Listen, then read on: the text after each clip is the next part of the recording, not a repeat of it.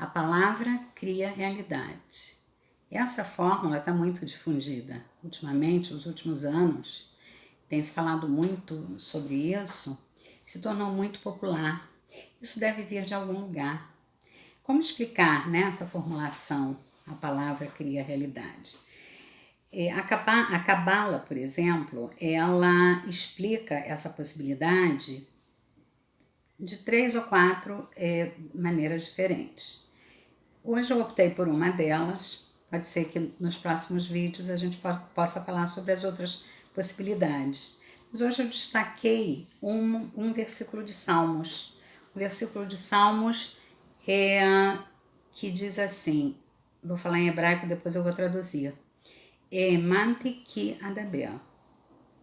É um versículo de 3 palavras, 2 são verbos, um verbo conjugado no passado e o outro verbo conjugado no futuro. É um versículo que forma sentido, já vou traduzir, mas antes eu quero dar uma explicação. No hebraico bíblico existe um fenômeno muito interessante, mas é um fenômeno que dificulta muito a tradução do texto original. Que fenômeno é esse? Parece que a contagem do tempo no hebraico bíblico é atemporal, porque é mesmo, porque tem um tempo atemporal, porque é tão atual, né? Tudo, nós podemos tirar tantos exemplos e tantas aplicações do texto das escrituras que podemos considerar contagem do tempo como atemporal mesmo. E isso faz com que verbos no passado sejam, na realidade, se refiram a um tempo futuro e verbos no futuro se refiram a fatos já ocorridos no passado. Então, quando o tempo passado é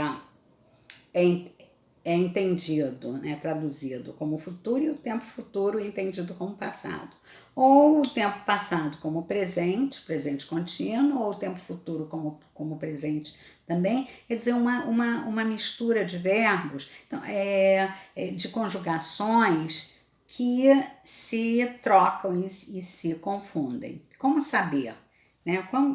Como saber que aquele verbo no passado se refere a um tempo passado, no futuro ao futuro, ou quando precisa trocar? Tem alguns jeitos gramaticais, né? Tem alguns jeitos gramaticais de reconhecimento disso, estilo, né? Estilísticos. São gramaticais e são também de estilo. Reparem que na Bíblia em português, nas traduções em outras línguas, em outros idiomas, eu não verifiquei, porque só agora eu estou tendo essa curiosidade. Mas as traduções em português, aparece muito essa conjunção aditiva e antes do verbo. E disse, e andou, e clamou, e perguntou, e respondeu, e chorou, e pediu. Tem muito, é muito recorrente, né? Porque esse ele está mal traduzido. Porque no original, na verdade, ele é um mas um de outra ordem. Não é uma conjunção aditiva, como está na tradução. No original, esse é um chamado vavaipur, que é assim, é o do contrário.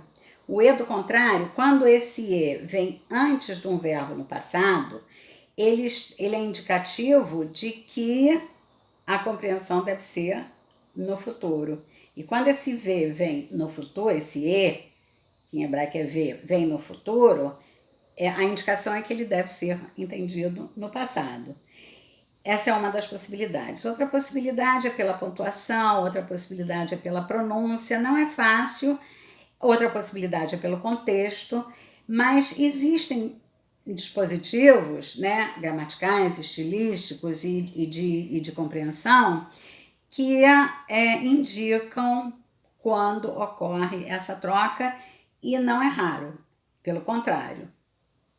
é muito frequente, é muito presente, é uma marca no estilo do hebraico bíblico, essa troca de tempo, né? Como se fosse um presente contínuo, né? E o relato segue essas possibilidades. E é claro que isso dá margem a muitas interpretações, porque aí surge a argumentação, precisa de uma argumentação, né? Então, esse emantequiadaber, que é onde é uma das possibilidades para explicar essa fórmula tão recorrente de que a palavra cria a realidade, na realidade, quer dizer, seria, se fosse um hebraico moderno, seria assim: acreditei porque vou falar. Quer dizer, acreditei numa coisa antes de falar a coisa. Só que esse é um dos... Esse não tem o vavaipur. Né? Esse versículo, essa frase, não tem o e, esse conectivo do contrário, da inversão. Ele não indica que o passado tem que ser lido no presente ou no futuro, e o futuro não indica essa troca. Então, qual seria as traduções possíveis, né? Que o acreditei não está necessariamente no passado, que o falarei, ou vou falar, haverei de falar, hei de falar, não está necessariamente no futuro, e a formulação aproximada poderia ser: acreditei porque falei, porque pronunciei,